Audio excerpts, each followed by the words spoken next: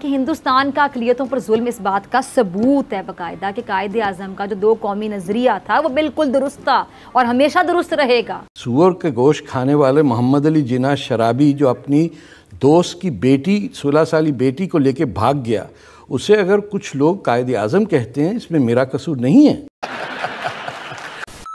अच्छा, ये अमित शाह तो एक तरफ मजलूम कश्मीरियों पर जिंदा रहा है और दूसरी तरफ जो वो नरेंद्र मोदी है उसके इशारों पे नाचते हुए कहता है कि कश्मीर हमारा है। तुम्हें कब से क्या? यानी मुनाफिकत की अगर आपने इंतहा देखनी है ना तो मोदी और उसके चेले अमित शाह को देख लें, इनको सुन लें। ये जो मनहूस, ये सही लफ्ज़ है मनहूस अमित शाह के लिए। कहती हूँ कि जम्मू एंड कश्मीर के पीएको को आप भारत का हिस्सा नहीं मानते हो क्या? एग्रेसिव ना हो, जान दे देंगे इसके लिए। क्या बात कर रहे हो आप? एग्रेसिव होने की क्या बात कर रहे हो?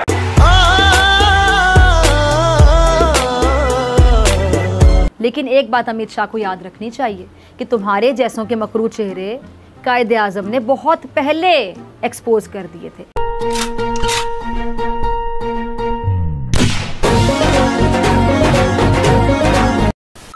कि रूसी दिफाई निज़ाम की फराहमी ने भारत को अमरीकी कानून के तहत अमरीका की जानिब से पाबंदी के खतरे में डाल दिया, लेकिन भारत ने अमरीकी नाराज़गी और मुमकिना अमरीकी पाबंदियों की परवाह किए बगैर रूस से दिफाई सिस्टम खरीद लिया था। आपने सबसे पहले घबराना नहीं है।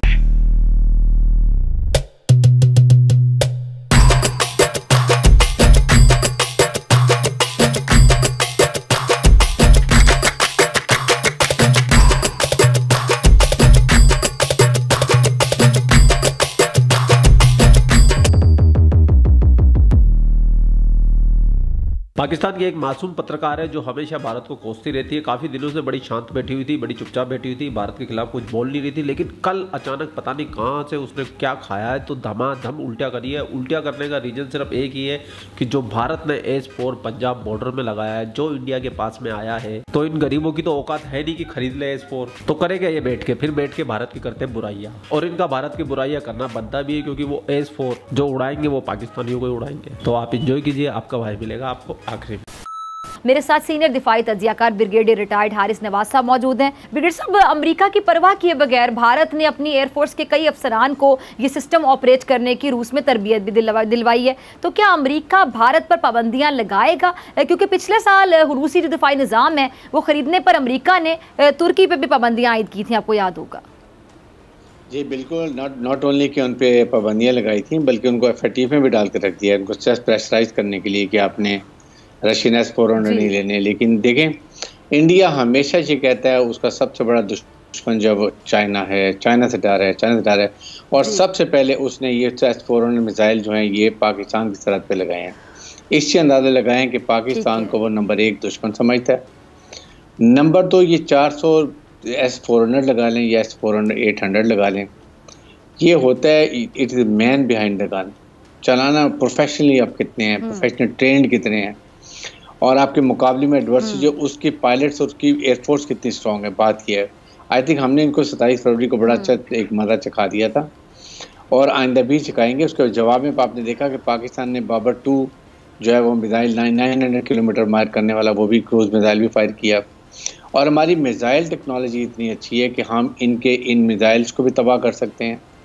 उसके बाद इंडिया के एक इंच एरिया जो है वो हमारी मिसाइल रेंज के अंदर है और साथ ही साथ पाकिस्तान के पास हर किस्म की दफाई सलाहियत है जो ये किसी भी हालत में पाकिस्तान को किसी का में डरा नहीं सकते हैं। इसलिए इनके ये जेहन से निकालना चाहिए कि राफेल ले आए हैं 5 और बड़े खुश हो रहे हैं और S400 लगा लिए हैं। बात यह है कि आपने ये देखना है कि आपकी मुसल्लह फ़ौज ट्रेन कितनी है, उनका मोराल कितना हाई है, उनका अपने कमांडर्स के ऊपर कॉन्फिडेंस कितना है। सोशल मीडिया पे आपने देखा वो कहते हैं ये शोर मचा रहे होते हैं इनके सिपाही एडमिनिस्ट्रेशन के ऊपर, ट्रेनिंग के ऊपर हमें क्या बातें की जाती हैं। तो आई थिंक पाकिस्तान की मुसल्लह फ़ौज इससे किसी लिहाज से भी डरते नहीं हैं। हमने आइंदा भी अमेरिका इंडिया का फेस किया, आज भी करेंगे। लेकिन हर दर्मी और शर्मिंदगी अमेरिका के लिए ये है कि एक तरफ आप जो है वो टर्की के ऊपर इस तरह की चीज़ें आप लगा देते हैं, सैंक्शन लगा देते हैं, क्योंकि इंडिया उसमें क्वाड में भी शामिल है। इंडिया अमेरिका उसको एज ए प्रॉक्सी इस्तेमाल करता है, चाइना के ख़िलाफ़ साउथ चाइना सी में इस्तेमाल करता है, क्वाड ग्रुप में इस्तेमाल करता है, पाकिस्तान के ख़िलाफ़ CPEC नाकाम बनाने के लिए, पाकिस्तान में दहशत गर्दी के लिए हर जगह इस्तेमाल करता है। इसलिए वो अपनी नज़रें दूसरी तरफ घुमा देता है। लेकिन ये जो डुअल पर्सनैलिटी है, डुअल पॉलिसी है, ये अब नहीं चलने वाली है। अब दुनिया बहुत आगे निकल चुकी है। आई थिंक पाकिस्तान भी दूसरे ब्लॉक देख रहा है, पाकिस्तान भी रशिया से ताल्लुकात और बेहतर कर रहा है, चाइना से हमारे बहुत अच्छे ताल्लुकात हैं। हमें भी नए दुनिया के साथ चलना है, नए ममालिक के साथ चलना है।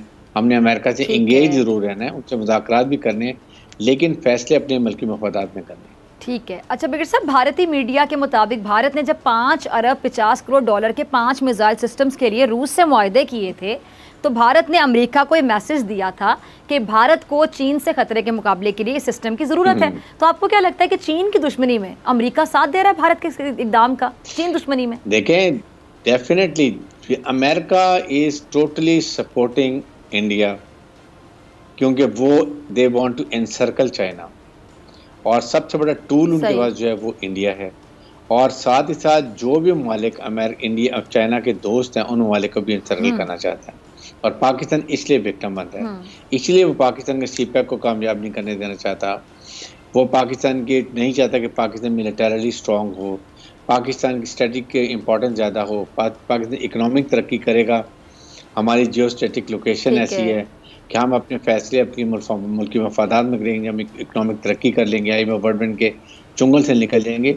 इसलिए वो हर वो रास्ता इस्तेमाल करता है जिससे पाकिस्तान उनके कंट्रोल में रहे, पाकिस्तान को इकनॉमिक तरक्की ना करने दी जाए।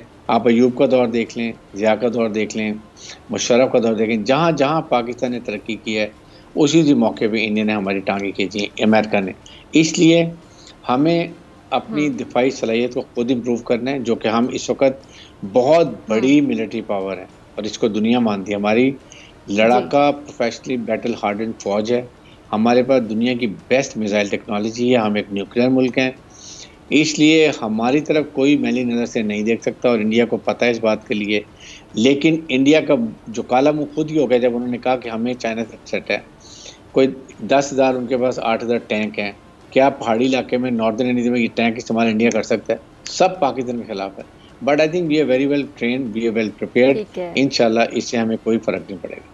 भारत की जो हिंदू इंतहा पसंद जमातें हैं, उनके 3 रोज़ा इज्तिमा में नफरत अंगेज़ तकारीर और उनमें अक़लियतों के खात्मे, खुसूसन जो 20 करोड़ आबादी की हामिल मुस्लिम अक़लियत है, उसको बाकायदा निशाना बनाया जा रहा है। भारतीय मीडिया की कई रिपोर्ट्स में जो इंतहा पसंद जमातें हैं, उनके रहनुमाओं का हवाला देकर बाकायदा बताया गया है कि जी मुल्क में ये जो नफरत अंगेज़ तकारीर है, इसका एक और सिलसिला हालिया इज्तिमा में देखा गया है। याद रखो मेरी इस बात को, हमेशा योगी मुख्यमंत्री नहीं रहेगा, हमेशा मोदी प्रधानमंत्री नहीं रहेगा, और हम मुसलमान वक्त के एतबार से खामोश जरूर हैं, मगर याद रखो हम तुम्हारे जुल्म को भूलने वाले नहीं हैं। हम तुम्हारे जुल्म को याद रखेंगे। अल्लाह अपनी ताकत के जरिए तुमको निस्तो नाबूद करेगा इंशाअल्लाह ताला।